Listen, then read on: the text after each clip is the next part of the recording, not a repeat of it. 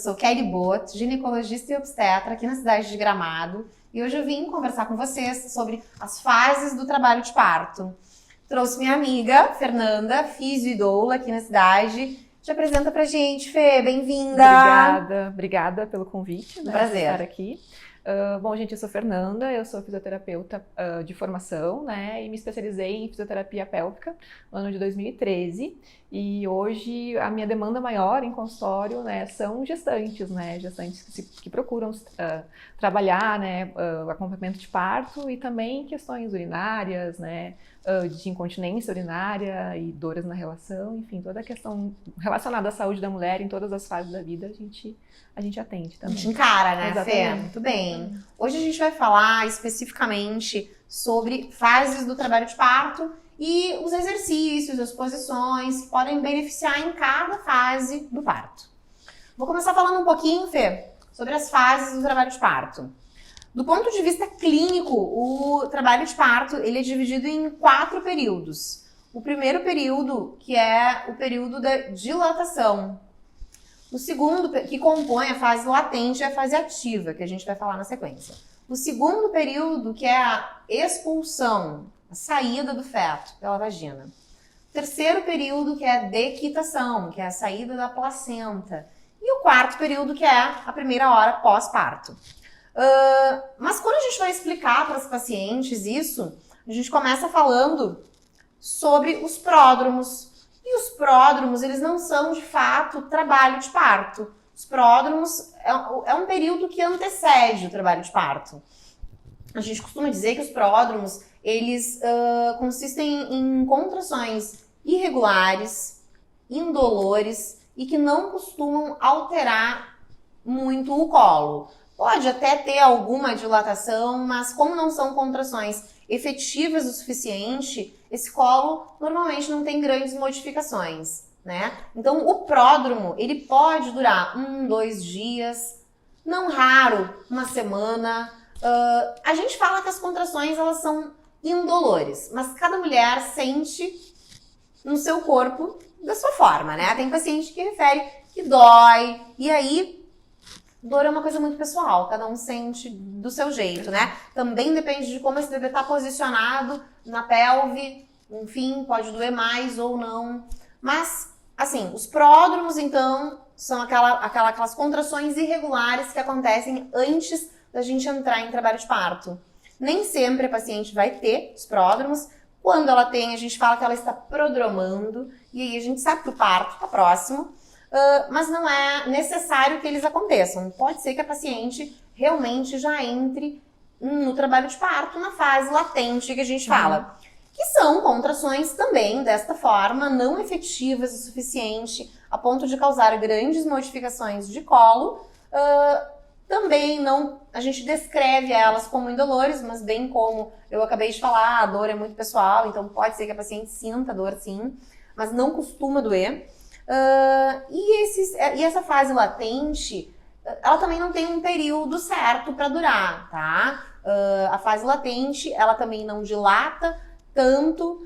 Então, quando a paciente chega no hospital na fase latente e é tocada, e por vezes ela ficou o dia inteiro contraindo, mas de forma irregular, ela se frustra, porque às vezes ela não tem dilatação, né? E aí a gente sempre fala, calma, é porque essas contrações ainda não eram eficazes, né, o suficiente para fazer dilatar, para fazer abrir. É a partir da fase ativa, que é a próxima fase, que a gente realmente dilata. Em tese, né, o que tem no livro é que a fase latente pode ter uma velocidade de dilatação maior do que 1 centímetro por hora. Mas a gente sabe que hoje em dia não tem tempo, não tem velocidade de dilatação. É de cada mulher, é de como aquele bebê está posicionado, de como é a pelve daquela mulher. Então vamos lá, recapitulando. Os pródromos, fase latente, fase ativa, fase de transição, expulsivo e lá no final a dequitação. Essa seria a sequência. Mas a gente sabe que o pródromo, que não é trabalho de parto, pode ou não acontecer. A gente também sabe que a fase latente pode ser que não aconteça. Quem tem parto a jato entra na fase ativa de cara. Então não quer dizer que vai ter pródromo, né? E aí essas contrações tanto no pródromo quanto na fase latente, elas vão ser irregulares, elas vão ser a cada 15, 20, 10, 5 minutos. No pródromo, elas podem parar por algumas horas, a paciente vai, dorme. Na fase latente, elas não costumam parar, né? Elas só ainda não são tão intensas, mas elas costumam ser progressivas, né? Mas não ritmadas também. E nem ritmadas. O pródromo, a gente não tem progressão de contração, elas sempre são mais ou menos da mesma forma. Na fase latente, a paciente começa a perceber que progride, né? E aí, entramos na fase ativa, que é a melhor fase de ir para o hospital, né? A fase ativa, a gente considera no livro que a paciente tenha no mínimo uma contração a cada 5 minutos e 3 centímetros de dilatação.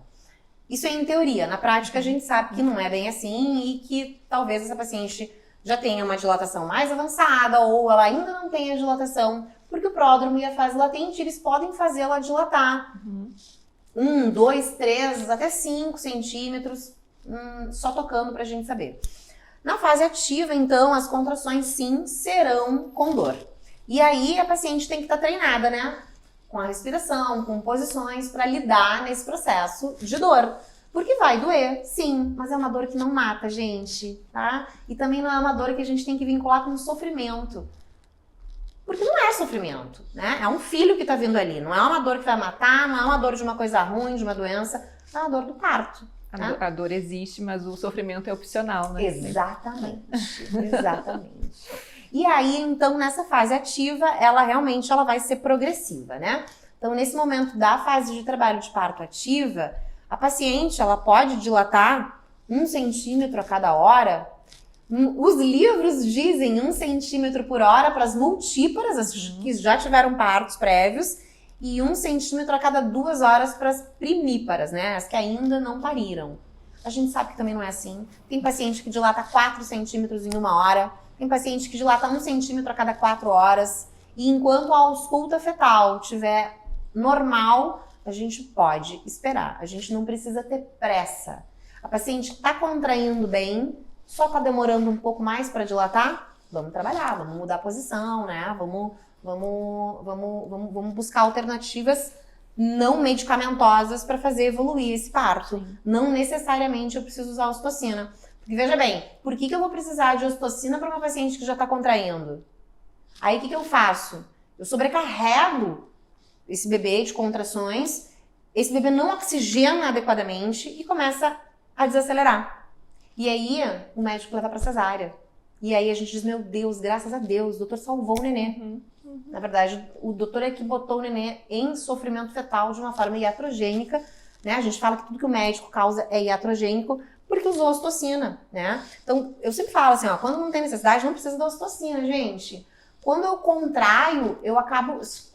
Fecha a mão assim e vê, ó. Quando abre, a mão tá meio branquinha. Na contração, é a mesma coisa. Reduz o aporte de oxigênio pro feto e, por vezes, eu reduzo de tal forma que eu coloco ele em sofrimento. A gente não costuma mais usar o termo sofrimento, a gente fala situação fetal não tranquilizadora, né? Então a gente tem que ter bom senso. Não adianta eu meter ocitocina num útero que já está contraindo, porque não vai fazer diferença, né? Às vezes a gente tem um bebê mal posicionado e aí não adianta eu ficar socando ocitocina, contraindo, quando na verdade o que eu preciso é mobilizar para ele se encaixar, né? Depois a gente vai falar sobre isso. Seguindo nessa fase de trabalho de parto ativa, eu vou ter, sim, aumento da dilatação. Progressivo, sim. No início do trabalho de parto, da fase ativa, a paciente normalmente está conversando, está de boa, ali sorrindo, comendo, interagindo. Na hora da contração, né, ela tem que se concentrar, tolera ali a dor, trabalha na mente dela, como ela vai ficar lidando com aquela contração. Passou a contração, acabou a dor. O paciente volta a conversar, volta a comer, volta a interagir, né? Isso no início do trabalho de parto. Quando esse trabalho de parto ele vai evoluindo, a paciente vai ficando mais cansada, introspectiva, né? Vai entrando na partolândia, ela vai lidando com a dor dela mais quietinha, né? Ela já não quer mais playlist, ela já não quer mais luz. O que a gente fala já não tá mais legal, já tá mandando todo mundo calar a boca. E é isso, a gente tá lá realmente para ajudar e não para atrapalhar, né? Então, uma equipe que não cala a boca um segundo, uma doula que fica insistindo, tenta, caga, vamos mudar de posição. Não, deixa essa mulher sozinha, né? Assim, na mente dela, na hora da contração. Dela. Não fala com ela na hora da contração, não enche o saco dela, ela vai te mandar calar a boca, né? Vai. Então, deixa ela lidar com isso. E aí, passou a contração, a gente conversa, a gente, né, oferece suporte. Gente, nessa fase de trabalho de parto ativa final, a dor é mais intensa, claro, porque o bebê vai chegando mais no sacro, né? Então, vai aqui descendo. Quando ele começa a encostar bem no sacro, dói mais. E aí, a gente entra, ou não, tem mulher que não arrega um segundo, né, no trabalho de parto, mas tem mulher que nessa fase de transição, que é a que vem depois da ativa, ela pede analgesia, ela pede cesárea, ela não quer mais. Quer ir embora, quer ir embora, arranca, tira esse neném daqui agora, não quero mais. Porque dói, né? Dói muito, osso no osso dói mais. Então essa é a fase mais chatinha do trabalho de parto. E é pra isso que a gente tá lá, né? É nessa hora que entra a doula, entra o marido, entra a equipe treinada pra ajudar essa paciente a não desistir nesse momento, né? Então a gente fala que é a fase do medo, da fuga, fase transicional, fase de transição, enfim. Mas eu falo que é a fase da coragem. É ali que tu vai ter coragem, né? É, verdade. Tem que tirar coragem lá do fundo da alma. E a gente tem, né? Senão Deus não teria feito tudo dessa forma, né? Acha lá teu ponto de equilíbrio. A equipe tá lá pra isso. Então é nesse momento, na fase de transição, que a gente vai lembrar a paciente que ela se preparou para isso, que ela treinou para isso, que o corpo suporta isso, né? E aí é o momento que ela já está entrando no expulsivo, né? Então é o momento em que ela já vai começar a fazer a força para o bebê sair, ou ela vai começar a sentir os puxos, né, gente? Puxo é aquela vontade, é aquela sensação involuntária de fazer força, né? Então, vem a contração, ninguém precisa dizer para a paciente fazer a força. Ela sabe quando fazer a força, né? Porque orientá-la quando fazer a força seria uma possibilidade apenas se ela tivesse sob efeito da analgesia de parto e perdesse a noção do puxo, né? Por isso que às vezes a analgesia não é legal, porque a paciente perde a noção do puxo, acaba tendo que ter um puxo dirigido e isso aumenta a chance de laceração, intervenções, enfim. No expulsivo, aquela paciente que antes gemia, né, Fê, assim, a gente inclusive orienta a gemer e gritar, vocalizar no ativo, porque isso ajuda a dilatar também a vagina, né, abre aqui e abre lá embaixo. Ela já muda, né, a gente já escuta ela, vem a contração, ela... O gemido é outro, né? É aquela... a gente sabe, né? Às vezes a gente entra... já tá no expulsivo, né? Não precisa nem tocar, já sabe que tá no expulsivo. O expulsivo, gente, também tem tempo limite, tá? O que os livros dizem é assim, que 1 hora para multíparas, no máximo, e 2 para primíparas. E com analgesia, esse período aumenta em 1 hora. Mas a gente sabe que pode durar o tempo que for, desde que, né, esse bebê seja auscultado. E no expulsivo, de 5 em 5 minutos, gente. No expulsivo, esse bebê tem que ser auscultado de 5 em 5 minutos. Então, quando a paciente está no expulsivo já, né, normalmente com a dilatação completa, fazendo força para sair, a gente tem que ficar o tempo inteiro ali com a paciente auscultando para ver se a gente identifica em algum momento alguma desaceleração, né, ou algum sinal de que esse bebê não está bem. Enfim, então no expulsivo, que não tem tempo limite para durar, é a mulher que também vai dizer o seu limite, né? A gente vai estar ali o tempo todo com ela auscultando. E esse bebê vai nascer, né? Na verdade, antes dele nascer, na fase final ali do expulsivo, a paciente vai sentir que o bebê está coroando, né? Aqui, qual o melhor? É esse aqui, né, Fê? Tá saindo aqui. Nessa fase ele tá assim, normalmente. Vou pensar num bebê que tá com occipito púbico, né? Ou occipito anterior, que seria a melhor forma de sair, mas que nem todos se posicionam assim, mas uns 95%. Então, ele começa a fazer isso aqui. E aí a gente começa a visualizar a cabecinha do bebê na vulva, saindo pelo introito vaginal, pela entrada da vagina, né? Então, muitas vezes é nessa hora que a gente chama o pai, vem cá, vem ver a cabecinha. Ou a gente diz para o paciente, te toca, sente, né? Toca o parto cabelinho, né? isso dá um ânimo, né? Tem uns, não, que nojo. Gente, que isso, parto é animal, né? É visceral. Vai lá e mete a mão, isso te encoraja, né? E então é nesse momento em que você vai sentir o círculo de fogo, que a gente chama, né? Que é quando microlacerações estão sendo causadas ali na vagina, justamente porque essa cabeça está saindo, né? É algo que a gente não vê, mas que a gente sabe que está acontecendo. Mas que a vagina, ela foi feita para isso também, e tá tudo bem, né? Então, nesse momento, a paciente vai sentir o círculo de fogo e a cabeça tá saindo. E aí, na hora, a gente até fala, né, Fê? O círculo de fogo, tá sentindo? Sim, tá sentindo. E aí, logo na sequência, esse bebê vai nascer. Nesse momento, também é muito importante, né, Fê? A gente não sair desesperadamente. Faz força comprida, mãezinha! Não, né? Porque aí vai lacerar mais, gente. O puxo dirigido, ele aumenta a chance de laceração. Deixa essa mulher fazer força em paz. Não precisa ficar dizendo pra ela fazer. E muito menos pra ela fazer força de cocô. Que não é de cocô, gente. Cocô é uma coisa. Força de cocô é uma coisa. Força pra botar o bebê pra fora é outra. A gente, inclusive, fala que é uma força de xixi, não é força de cocô. E aí, as pacientes são treinadas na fisioterapia pélvica pro expulsivo também. Bom, esse bebê nasceu, saiu. Ele vai pro colinho. Se ele nascer bem, né, gente? 90% dos bebês nascem bem, tá? Uns 10% precisam de algum auxílio ali na hora do nascimento. E aí, a pediatra vai estar ali na sala de parto, né, no momento do nascimento. E a gente vai trocar uma ideia, né? Dependendo de como que esse bebê tiver. Vou ter que clampear o cordão. É possível que as manobras de reanimação sejam feitas em cima da paciente. Se possível, a gente sim mantenha esse bebê conectado pelo cordão, né? O máximo de tempo possível. Ou pelo menos, né? No mínimo, uns 3 minutos. Para que, enfim, ele receba esse sangue, diminua a chance de anemia posterior, enfim. Bebê nasceu bem, vai pra mãe, tá? Normalmente vai, principalmente em partos naturais, né?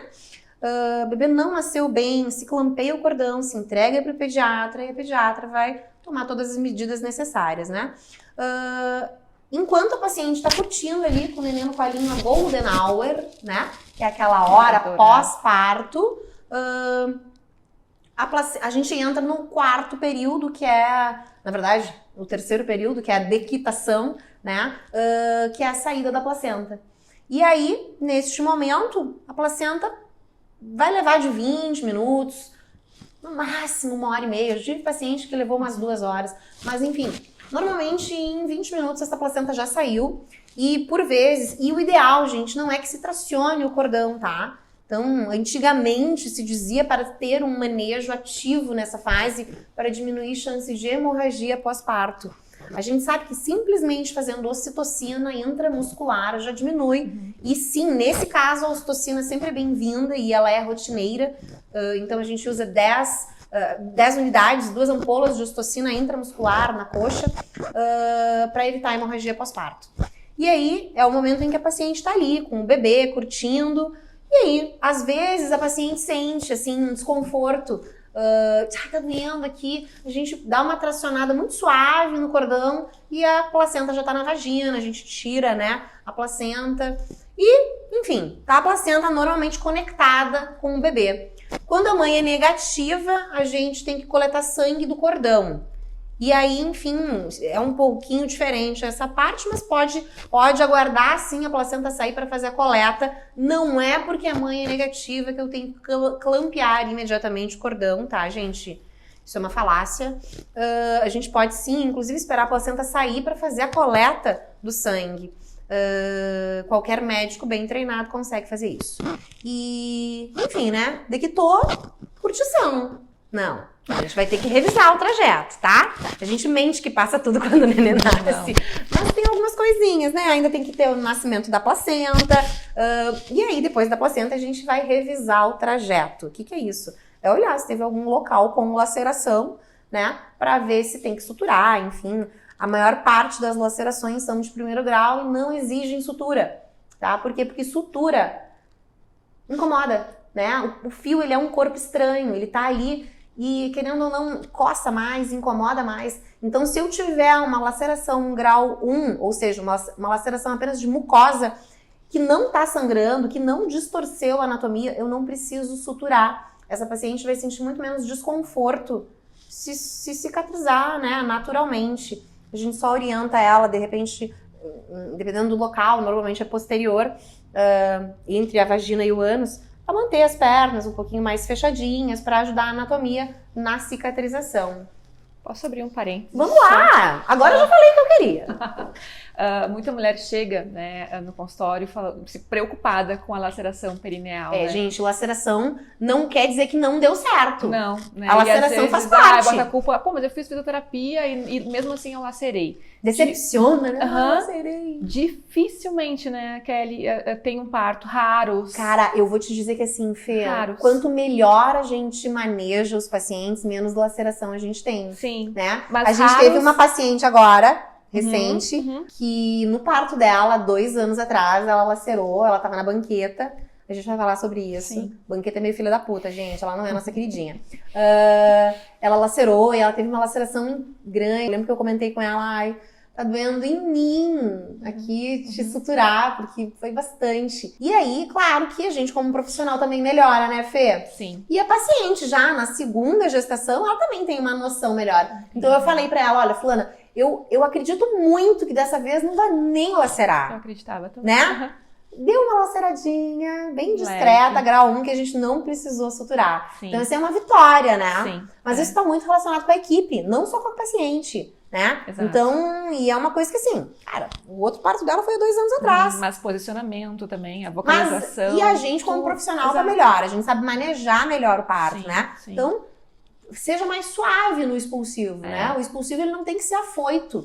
Inclusive depois que a cabeça sai, né, Fê? Sim. Tem muito profissional que já está arrancando o nenê. Gente, não precisa, e aí lacera, né? Ou uma manipulação de períneo também, que né, não tem necessidade de, né, já tem o edema ali, né, todo. E aí ficar manipulando também tem risco de laceração. Tu sabe que antigamente a gente achava que a gente profissional ficar mexendo ali diminuía a laceração.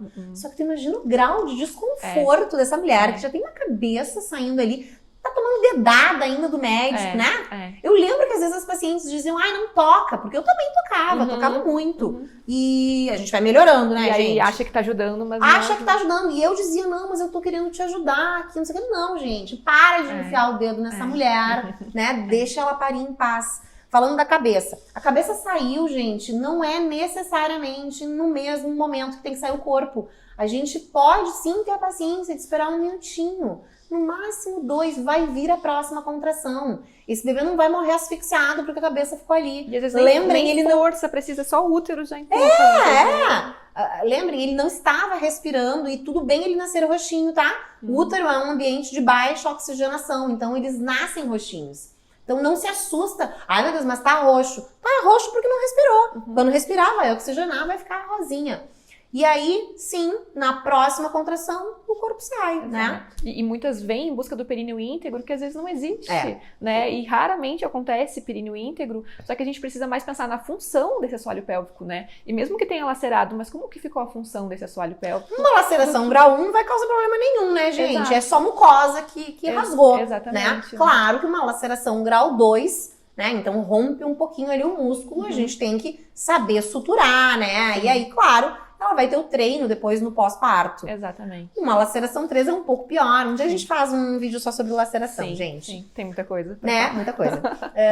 Então, assim, o fato de lacerar não é uma falha, não é uma...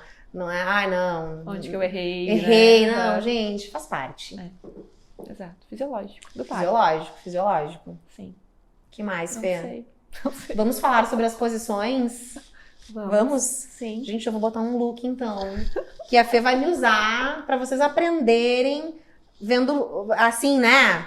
Real. Na prática real, como que a gente vai fazer alguns exercícios aí. A gente vai falar alguns sobre a gestação, o que a gente pode fazer na gestação de exercícios que podem auxiliar. E também no trabalho de parto. Fê, antes da gente ir pra prática, o que tu sugere de exercícios? Porque assim, quando a gente fala na descida do bebê, né?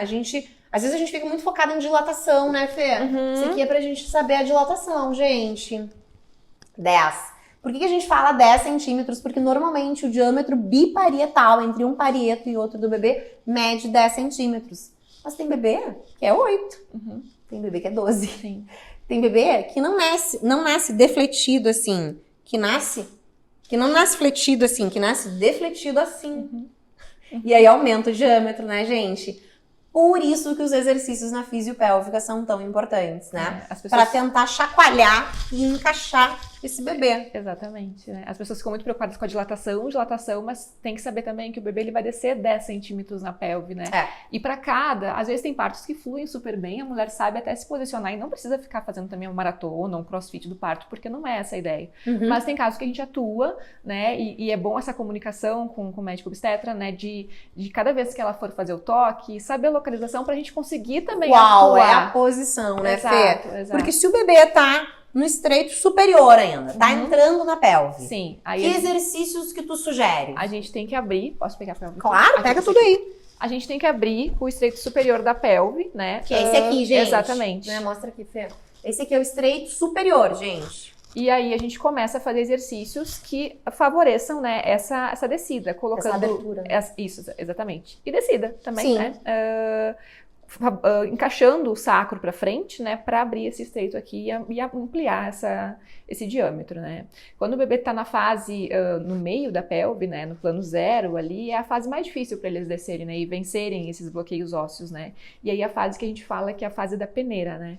É como se fosse tirar um anel apertado do dedo, né, e vir rodando ele, peneirar mesmo esse bebê para que ele consiga descer melhor, né, na pelve. Aí a gente usa técnicas de rebozo, assimetria de pelve, exatamente, né? Eu costumo dizer que assim, tem um ditado que é com o andar da carruagem as abóboras se encaixam, se ajeitam, sim, uma coisa assim, se né? ajeitam. O bebê é a mesma coisa, gente. Às vezes tem alguns exercícios, ele desceu meio tortinho, assim, né? Então não adianta eu socar a ocitocina pra dilatar. Ela já tá contraindo isso, se ela estiver contraindo, né? Então o que eu tenho que fazer? Exercícios. Pra quê? Eu vou chacoalhando essa pelve pra esse bebê ir encaixando. Então, ele vai encaixando. Quando tu enche um pote de bolacha, né? Às vezes tu soca um monte de bolacha dentro, já encheu. Aí se tu fecha o pote, dá uma mexidinha, elas se ajeitam. Aí tu consegue colocar mais lá pra dentro. Não é diferente. Né? O parto é assim, né? Então a gente faz essa chacoalhada, que a gente usa o rebozo, que depois a gente vai mostrar pra vocês, pra tentar botar esse bebê pro lugar, né, Fê? E o parto é movimento, né, Kelly? Antigamente a gente via, eu mesmo no meu primeiro parto eu sofri várias violências obstétricas e me colocaram deitada na cama com ocitocina, sendo que eu estava dilatada 2 centímetros e eu fiquei naquela cama sem movimentar. E hoje parece que eu busco isso, sabe? Eu busco trabalhar o que eu não pude viver no meu parto, eu busco fazer diferente, né? Uma mulher que tudo bem, gente, vai ter horas que ela vai querer se deitar, porque ela vai estar cansada. Muitas vezes, entre as contrações, a mulher boceja, dá sono, consegue até cochilar muitas vezes. E claro que ela não vai conseguir cochilar em pé, ou enfim, sentada. Mas saber que quanto mais essa mulher se movimentar, e principalmente ficar em posições verticais, né, verticalizadas, em pé ou sentada numa bola, enfim, menos dor também ela vai ter na contração, né? Porque ela vai estar ajudando o útero, né, na gravidade e tudo.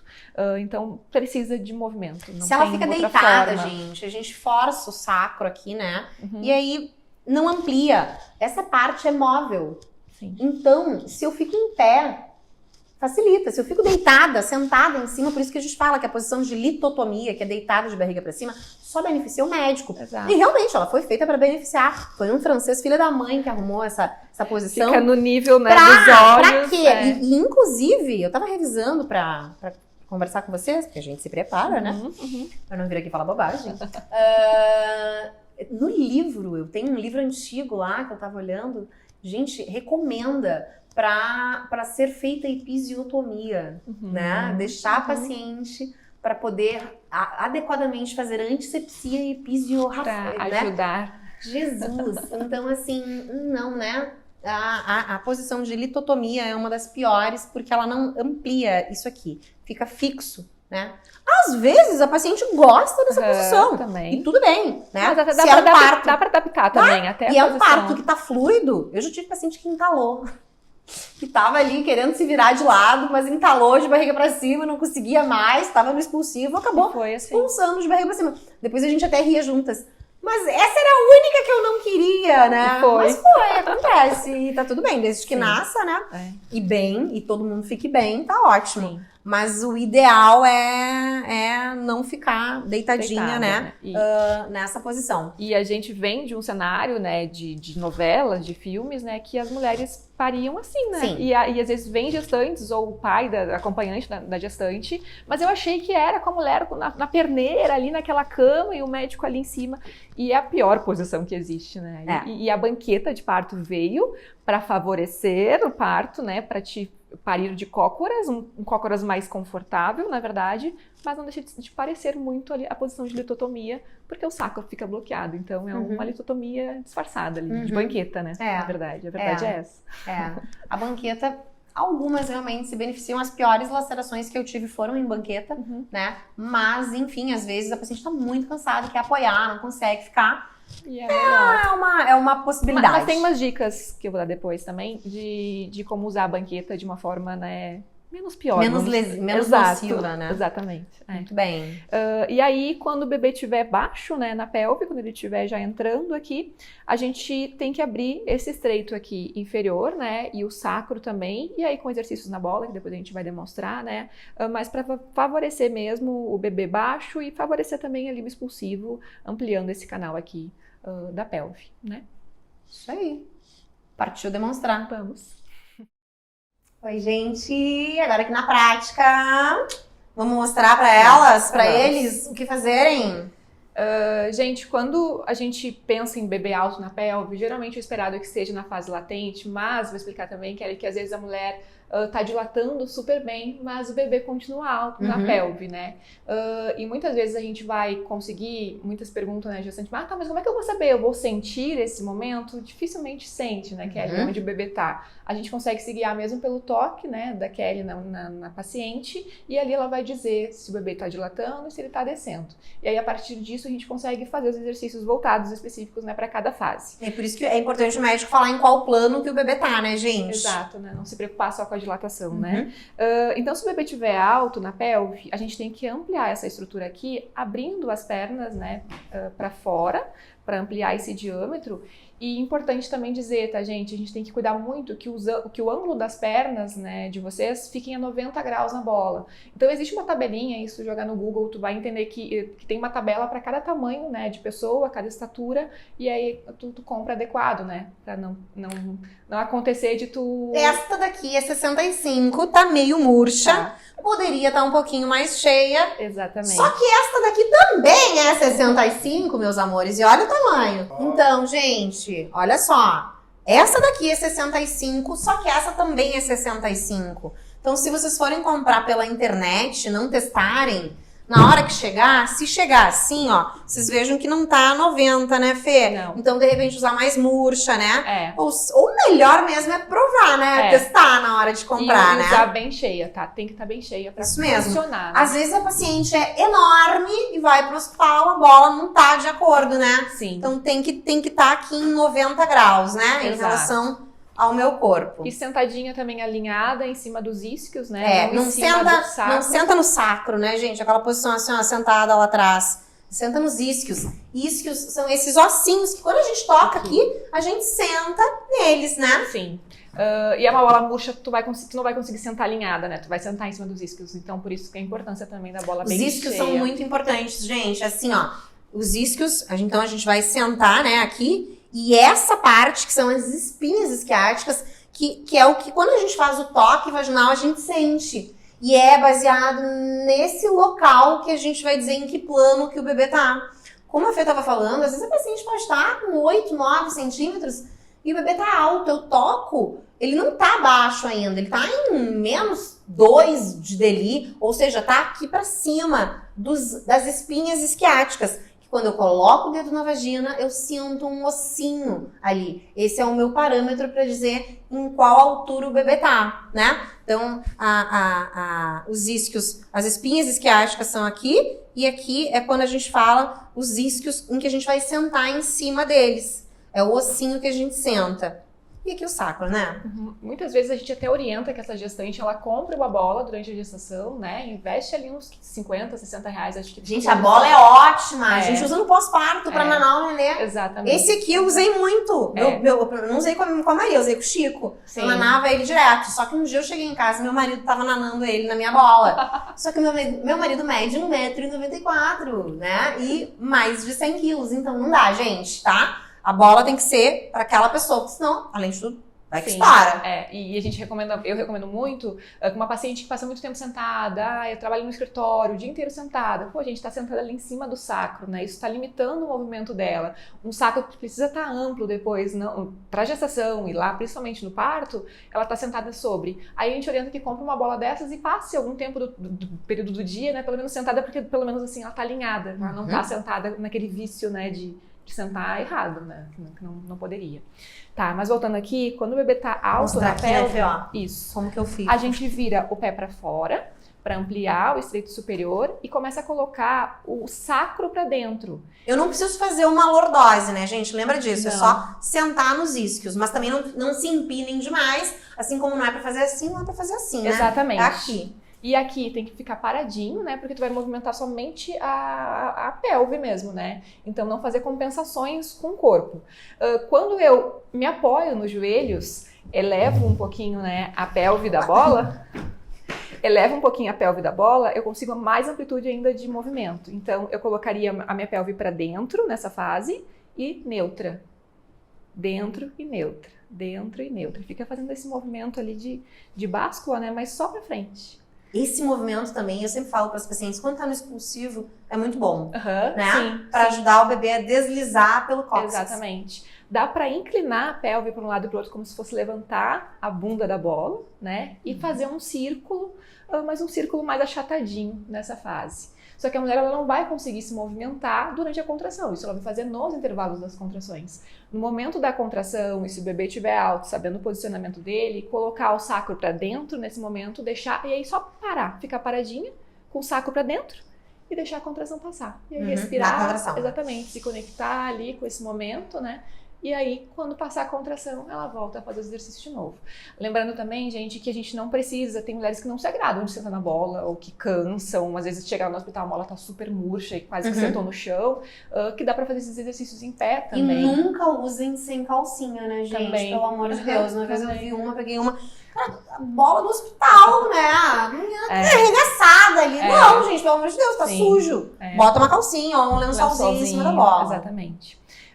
Então, esses 3, assim, bem básicos para fazer nesse momento, né? Quando o bebê tá no meio da pelve, eu gosto de incentivar... Os 3 bem básicos aqui, né, Fê? Isso aqui, isso aí. Aqui pro lado e círculo. Isso. Também, beleza. Só movimentando embaixo, né? Quando o bebê tá... chacoalha toda. Quando o bebê tá no meio da pelve, né, nessa estrutura aqui, exercícios da peneira, né? É a fase que a gente começa a peneirar. Ou que a gente fala assimetria de pelve. Exatamente. E aí, dificilmente a gente vai conseguir fazer na bola. São exercícios em pé. Quer fazer? Vamos lá. Mostrar? Então tá. Agora no estreito médio, pensando, o bebê tá mais ou menos em 0 de DELI. Pensando na parte de peneirar, né? É fazer caminhadas, Kelly, que tu consiga lateralizar o teu quadril como se fosse dar uma bundada em alguém, sabe? Fechar a porta do carro. Eu falo isso sempre pra elas, daí eu faço figuras de linguagem, elas conseguem memorizar. Isso aqui. Colocar o pé numa escadinha do hospital, ou tá lá no espaldar e fazer elevações. Eleva e volta, um pouquinho mais lentinho, leva e volta. E aí faz assimetrias, faz um lado, faz o outro, não tem número de vezes, só vai fazendo. Vai aqui num e vai no outro, né, isso, Fê? Exatamente. Nessa hora eu sugiro, às vezes, elas usarem o rebozo, né? Também dá. Por quê? Porque é aquele lance do encaixar, né, gente? Que a gente fala das abóboras na carruagem. Assim, né? E assim também, ó. Sabe? Pegar e... A pessoa que tá com ela, chacoalha assim. Também. E ela vai mexendo também, né? Exatamente. Aí faz um lado e faz o outro lado. Isso aí. Dá pra fazer mobilidade, que eu falo que é o símbolo do infinito. Ou tu te segura no espaldar, ou no marido, ou na doula, enfim, quem estiver contigo, e faz isso, lateralização de quadril, desenhando realmente um infinito. E aí vem a contração. Tentando não mexer aqui, né, Fê? Exatamente, o mínimo possível, somente o quadril. E fazer essas assimetrias. Tem um também que funciona muito para fazer esses chacoalhos, né, de encaixe, que é na bola. A gente vai ter que vamos lá. Aquela ali? Pode ser. Vou ficar aqui já, Fê, que daí tu faz. Isso. Que é com o uso do rebozo, e esse exercício ajuda muito, né, nessa fase da peneira, e ajuda muito na dor também. Tem pacientes que só conseguem relaxar com essa dor. Pega uma mantinha, às vezes uma canga de praia, ou se tá com a doula, ela vai usar o rebozo. Ou até o lençol do hospital, se não tiver. Exatamente. E faz esse movimento aqui de balanço, né, de pressão e lateralização do quadril um lado no outro. Às vezes também fazer compressões, né, até para dor, né, que é de pressionar quadril, de pressionar aqui as espinhas, as cristas ilíacas, para fazer essa abertura também da pelve, ajuda. Tem paciente que gosta muito, né? Sim, tem paciente que pede quase que um trabalho de pobre da doula, né? Exatamente. Força de fazer musculação. Exatamente. Pede pra doula só apertar, assim, né, o tempo todo. Ou aqui, às vezes, fazer né? pressão, enfim, exatamente. E aí vem a fase que o bebê tá embaixo, né, da pelve, aqui. No estreito inferior, né, gente? Antes do expulsivo. Passou do zero de delírio. Desceu. A gente tem que abrir esse estreito aqui e ampliar o sacro. E aí, se a gente for pra bola de novo... Perninha de Kiko. Pode ser neutra. Tá. Pode ser neutra. E aí, agora, o teu sacro vai pra trás. E volta neutro. Pra trás e neutro. Pode ficar fazendo inclinações. Precisa nem ir pra frente, né? É neutro. frente, é neutra. Porque senão vai ficar abrindo e fechando. E a gente não quer, a gente só quer abrir lá embaixo, né? A gente pode fazer inclinações para um lado e para o outro, aí sempre com a bunda bem empinadinha para trás. E pode fazer a rotação, só que agora a rotação vai lá atrás. E volta neutro. Rolar atrás e volta neutro. Veio a contração nesse momento aqui. Para ampliar ali o sacro. Isso. Né? Veio a contração nesse momento, tu só ajuda. Ajuda teu útero, ajuda a dilatação. Empina e deixa a contração passar. E elas relatam até menos dor quando elas projetam a pelve, né? Sabendo aonde o bebê tá. Isso ajuda muito. Muito mesmo. Deu. Na banqueta, gente, aí a gente acabou, ó. Muito obrigada, galera do hospital. Emprestaram a banqueta só pra gente mostrar pra vocês. Isso aqui, gente, é a famosa banqueta, tá? Que é uma das possibilidades. Vamos falar das posições favoráveis pro parto. Vamos. Em pé. De lado. De lado, deitada na cama. Sim. 4 apoios, que pode ser na bola, ou de 4 mesmo. Ou elevar a cabeceira da cama e se apoiar na cabeceira. Em pé, 4 apoios. De cócoras e a banqueta. Né? Porque quem não consegue, não consegue ter muita força na perna pra ficar de cócoras, fica na banqueta, né, gente? Só que assim, a gente tem que pensar, olha o meu tamanho e olha o tamanho da Fê. Eu sou percentil 10, a Fê é percentil 90. Então, assim, não dá pra ser a mesma banqueta pra todo mundo. Não vai ter o mesmo efeito, né? Exato. Então, a minha bunda quase cai aqui pra dentro disso aqui. A tua deve ficar ok. Mas a banqueta, gente, assim, às vezes não funciona muito bem. E ela dá uma dor desgraçada no ânus depois, tá? Essa paciente fica muito... Eu fiquei uma vez no trabalho de parto sentada na banqueta, assim. A paciente tava na piscina e aí eu fiquei... A gente teve uma crise de hemorroida depois do trabalho de parto da paciente, e quem né? tem hemorroida nem legal, nem olhar. Não, porque força, né? Então, se a paciente já tá com aquele ânus dilatado, né? No trabalho de parto, foge da banqueta. Melhor não, né? As piores lacerações eu tive em banqueta, né? Mas é uma possibilidade, né? Aproxima o joelhinho pra abrir mais ali. Exatamente. E perninha mais assim, pode se chegar no marido. Ou mas olha, segurar pra mim tá bem desconfortável isso aqui, né? Já a minha bunda já tá ruim, já tá descendo. Às vezes colocar o pé no joelho. Isso, posso, Fê? Às vezes a gente vê assim, né? A equipe, a paciente tá assim, com o pé ali na pessoa que tá embaixo, né? Às vezes a gente pega o rebozo e fica fazendo uma contraforça, né? Com alguém da equipe. É uma possibilidade. Mas tem que ter no expulsivo, precisa ter esse fechamento. Não é um fechamento, mas uma aproximação dos Exatamente. joelhos. Eu falo que é a posição do Kiko do Chaves, aí todo mundo lembra depois na hora, até o marido lembra. O Kiko, que é essa perna, o joelho voltado pra dentro e o pé virado pra fora. Então, aproxima o joelhinho aqui, né? Pra abrir ali atrás e tu ia mostrar na... Isso, quando ela fecha os joelhos, né, ela abre, aqui assim, a gente pensa ao contrário, né, que a gente tem que abrir a perna, só que a gente fecha esse estreito aqui inferior, então a gente precisa... É bem interessante, se vocês colocarem a mão aqui, se vocês fizerem isso, dá pra sentir. Coloca a mão fechando, abre, gente, e abrindo. Quando abre assim, fecha. Quando fecha assim, abre lá atrás. Exatamente, Às vezes favorecendo, né, colocando os pés na perna do obstetra, né, também colocando os joelhos pra dentro. Às vezes a mulher dá a mão pro marido, o marido fica atrás, né. Às vezes a gente usa o rebozo, né, Exato. Que é o tecido em que faz um cabo de guerra ali, né, uma contra-força. Ou às vezes a mulher consegue se segurar atrás do marido no pescoço, do marido tem o TRX também, né, que dá pra utilizar. Também. A gente se posiciona, né, da melhor maneira que der. Às vezes a paciente tá tão cansada, não quer mais ficar em pé, fica na banqueta. Exato, mas tem umas regras pra gente utilizar a banqueta, né? Uma delas é não ficar muito tempo nessa banqueta. Ficar demais é porque... pelo edema, né? Que já tem ali, né? A circulação do sangue e tudo. Então, por isso que E às vezes até sangra mais, também, né? Porque fica ali, o sangue não circula adequadamente. Às vezes desacelera o coraçãozinho do bebê, porque não consegue circular também adequadamente. Então, desacelerou, manda a paciente subir. Precisa levar correndo pra operar. Exato. E às vezes até, tipo, tá demais. Foi a única posição que tu sentiu o bebê ali, que tu gostou, que tu sentiu confortável, ok. Só que se tá muito tempo ali... levanta um pouquinho entre as contrações, dá uma mexida na pelve e aí na próxima contração senta de novo justamente para poder, né, pelo menos diminuir essas chances. A banqueta ela nunca é indicada antes do expulsivo, né, gente? Também, porque senão... também não precisa, né? E outro jeito também de usar ela, e no caso, dica que eu daria, é não sentar com a banqueta... Não, Kelly, assim, não sentar com a banqueta sobre o sacro, né? Sentar para dentro da banqueta, deixar um palmo de distância do sacro pro e aí se apoia no maridão, né? Até porque o canal de parto ele não é reto, né? Ele é em J, então também isso favorece muito a banqueta. Favorece. Então, dois cuidados. A dica de não ficar muito tempo e não sentar sobre o sacro, porque senão seria igual tipo, colocar numa posição litotômica, né, na cama, seria a mesma não adianta ficar com a bunda lá atrás, né? Não adianta nada. Exatamente. Daí o sacro fica imóvel. Exatamente. Ou mostramos o outro jeito de usar a banqueta. Essa seria um novo jeito de usar, né? Uma alternativa. Exatamente. Assim, os isquios também conseguem ficar mais livres e o sacro consegue ampliar, mas sempre lembrando desse fechamento aqui, né? O Kiko do Chaves, com os joelhos para dentro e os pés para fora. Algumas mulheres relatam que elas não conseguem ficar com a perna fechada, mas às vezes não precisa ficar fechada, só levemente para dentro, assim, também já funciona muito. Né? Sim, porque pela barriga, enfim, e até deitada de lado, que é uma posição que a gente gosta muito para parir, deitada de lado na cama. Às vezes elas não precisa ficar com a perna arregaçada, ela fica com a perna fechada até, sim, né? Sim. Porque a equipe ela consegue ver por trás e o bebê vai sair. Não tenha medo.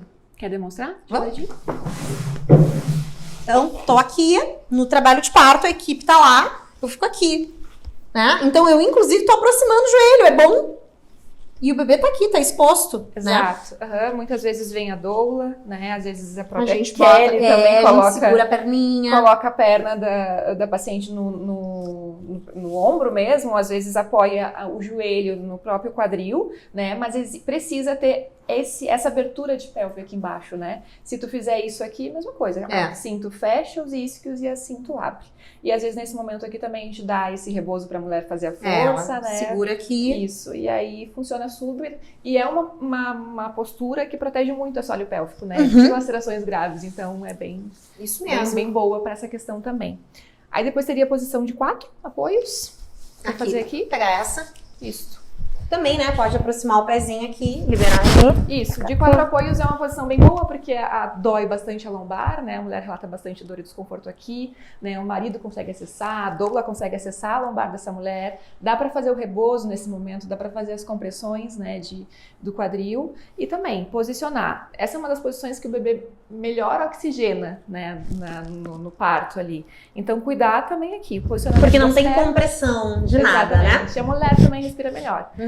Então fazer também Kiko do Chaves, joelho pra dentro, pé pra fora e a bunda empinada nesse momento. Isso, do expulsivo.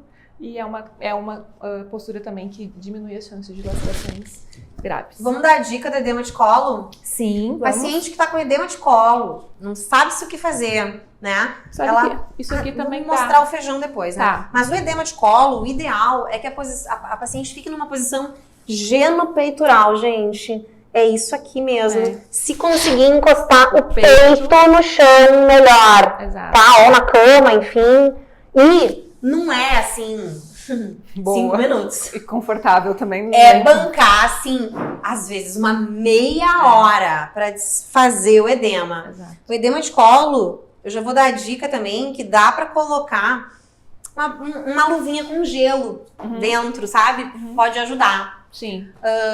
Óleo de prímula, às vezes, massagear ali com um pouco de óleo de prímula também pode ajudar. Mas enfim, essa posição funcionou recentemente pra uma nossa, né? Vamos mostrar a feijão? Sim. Tem uma outra bola, gente, que é a feijão, que a gente pegou também emprestado ali do hospital. A feijão funciona muito pra quando tu tá no início do trabalho de parto e tu não precisa ficar fazendo um monte de exercício, até porque tu não sabe, tu tá em casa nesse momento, tu não sabe em posição, que altura que o teu bebê tá. É uma postura bem boa e confortável, Kelly, que tu te deitaria de barriga e com a barriga aqui apoiada. Tudo bem. Não, ao contrário, assim. Ah, sim? Exato. Tá. E aí tu vai lá pra frente. Deixaria a barriga bem nesse vão. E aí tu descansaria entre as contrações. E como o teu bebê provavelmente tá alto nessa altura do campeonato, fase latente, tu abriria as pernas em cima e fecharia embaixo. E aí tu consegue descansar e abrir, ó. Tá favorecendo também as contrações. Tá Pode ótimo. ser confortável ou não, né? Depende. Depende. Ou pode botar um monte de travesseiro embaixo também. E de lado também, né, Fê? Aqui, ó. Pode também. Assim, gente. Às vezes até para uma paciente que recebeu analgesia e o bebê tá, dependendo de uma posição, né, alto, é uma posição boa que tu também tá ampliando os estreitos. E tu deita, descansa, mas amplia, né? Mas amplia também, não deixa de estar ampliando. Claro que não temos ação da gravidade aqui favorecendo, mas é um recurso, né, de utilizar. Isso, né? Isso. Acho que a gente passou um monte de informações para elas, né? Sim. E a posição litotômica, tu quer falar sobre? Não? Não, né? A gente não quer parir Não. em litotomia. Não. De preferência, não. Tá. Gente, litotomia é isso aqui, né? Tá? É barriga pra cima, tá? Então, por que é ruim, né? Porque o sacro fica imóvel aqui. Aumenta a chance de compressão de vasos pelo útero, aumenta a chance de desaceleração do bebê. E não é fisiológico, né? Enfim, fica bom pro médico que tá ali, principalmente se ele quiser te cortar, né? Fica ótimo. Não é o objetivo. Não. Acho que é isso, né, Fê? Sim. Gente, vocês aproveitem, porque a gente passou muitas dicas, hein? De ouro, né? De ouro.